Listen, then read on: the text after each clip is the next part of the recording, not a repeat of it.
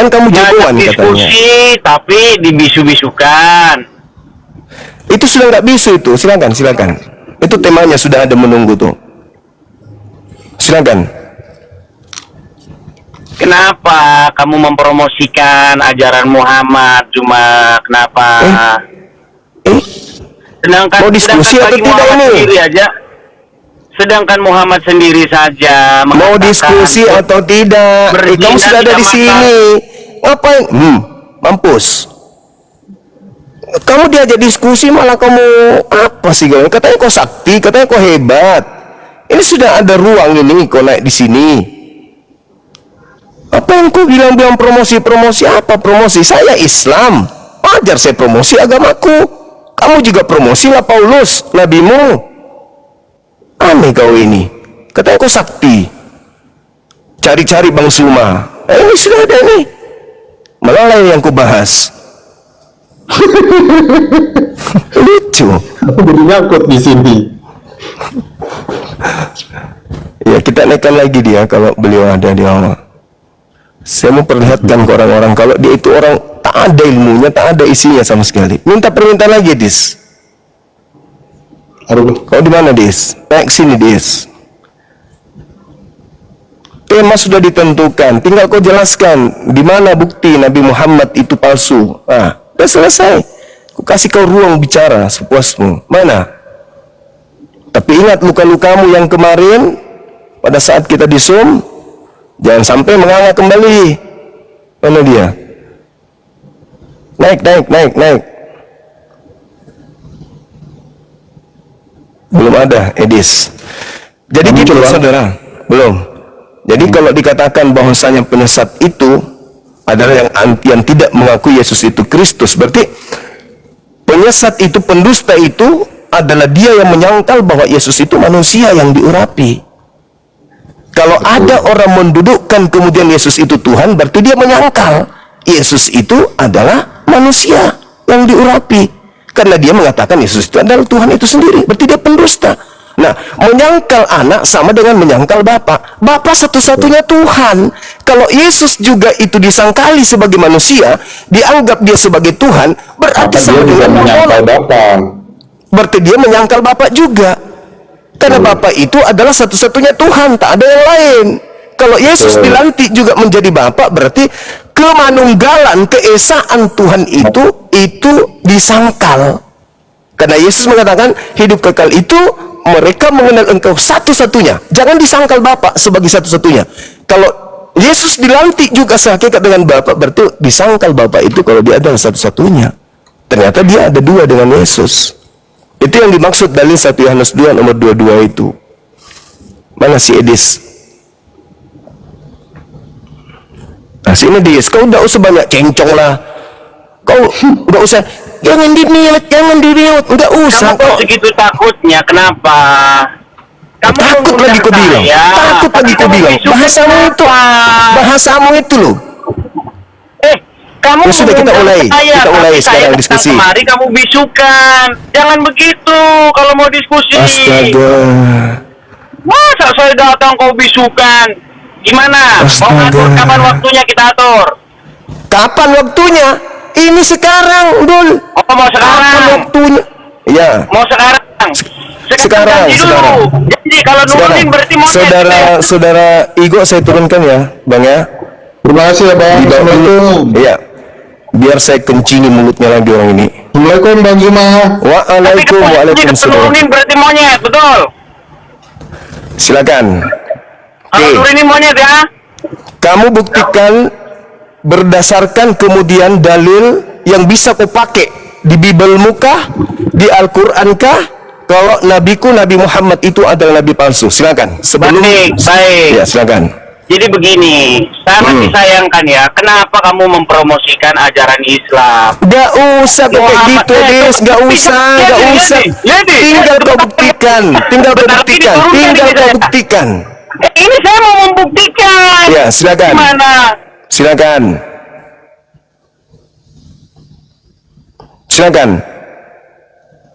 Silakan kau buktikan. Kenapa kau bisu-bisukan sih? Kenapa? Ini tangan saya.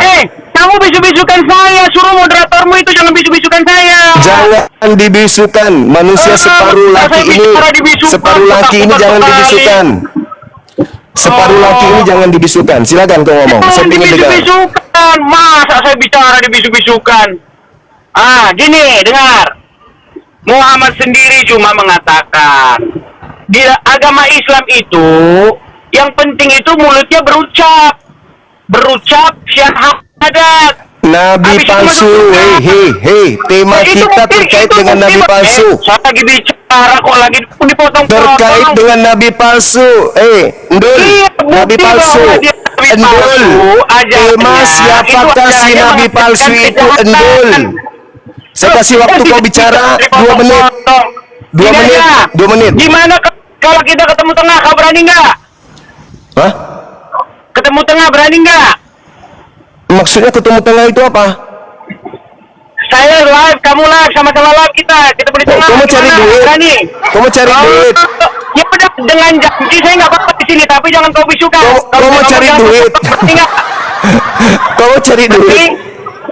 Kau masih takut sama aku kayak dulu gak ada, Des?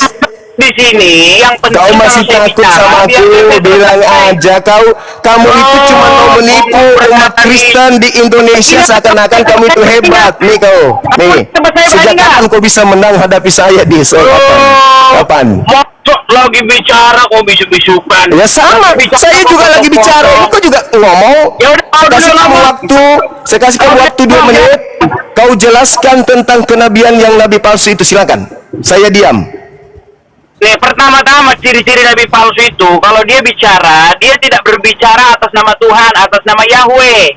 Itu ciri-ciri Nabi palsu. Nah, nabimu itu berbicara atas Tuhannya orang Quraisy, Tuhannya para penyembah berhala di Quraisy.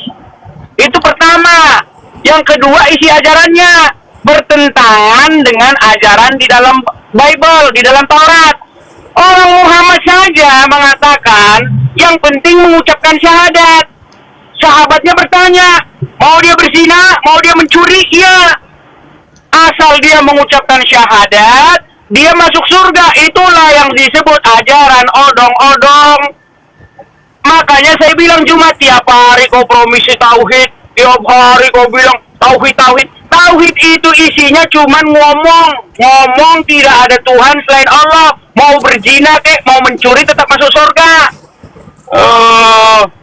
Silakan kau tangkap itu. Oke. Kamu tidak memberikan satu data apapun.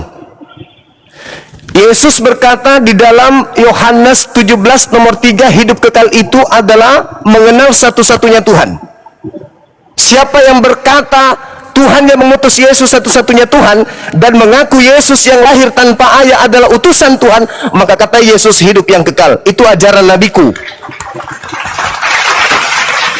Hidup kekal itu diperoleh dengan 2 konsep tadi. Sedangkan Yesus mengatakan tanda-tanda nabi palsu adalah pengikutnya memanggil aku Tuhan, bermujizat pakai namaku, mengusir setan pakai namaku. Pada hari terakhir nanti aku akan berkata kepada mereka, enyahlah daripadaku, kalian semua adalah pembuat kejahatan. Saya mau tanya kepada saudara, siapa yang memanggil Yesus Tuhan? Umatnya Nabi Muhammad atau umatnya Paulus? Silakan jawab. Kok kau nggak nanggapi yang ditanya apa, yang dijawab apa? Jawab. Kamu tidak memberikan data. Jawab. 2 menit. Udah bisa bicara belum? 2 menit, silakan.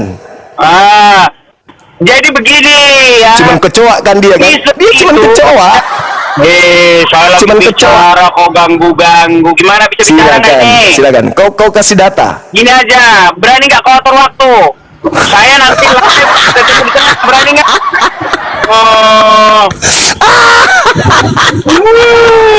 Orang di dunia yang paling kau takuti itu saya dari dulu itu. Cuma karena kau ada di luar negeri, karena kau di luar negeri, jadi kau so hebat, kamu so cantik. Kamu itu so cantik di luar negeri, so hebat kau itu, nipu-nipu orang Kristen. Kau bilang Ustadz Uwas itu sudah dibaptis pakai pitimu.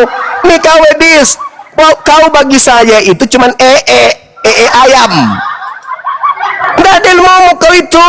Lebih berkelas jemaat daripada kamu. Lebih berkelas yang tadi itu, ego, daripada kau. Kau itu nggak ada apa-apanya bagiku, Edis. Nggak ada. Cuman orang Kristen di Indonesia ini selalu bilang, kau lawan Edis, kau lawan Edis. Hah? Bang Suma lawan Edis? Emang dia punya ilmu apa? Edis itu cuman pelawak. Saudara Kristen masuk ke YouTube Zulkifli Mabas Official, semua judul YouTube saya Edis Sidabutar atau Edis mutar-mutar, kamu putar. Tidak ada diedit, tidak ada dipotong, karena itu Zoom. Itu tidak bisa diedit, tidak bisa dipotong. Anda masuk ke situ, saksikan bagaimana Edis. Saya ini buka begini karena saya pancing dia datang untuk membuktikan kepada kalian, Edis itu tidak ada apa-apanya. Dia itu cuman ampas. Bagi saya itu bukan, tidak ada kelasnya sedikit pun. Coba lihat, nabi palsu. Mana buktinya Nabi Muhammad nabi palsu? Apa kata dia tadi? Berkata, bukan atas nama Tuhan katanya. Ya, bukan menyembah kepada Tuhannya Bani Israel. Ya, kamu menyembah kepada anak orang, itu bukan Tuhannya Bani Israel. Yesus itu bukan Tuhannya anak Bani Israel. Justru Islam ini loh. Ketika Yesus berkata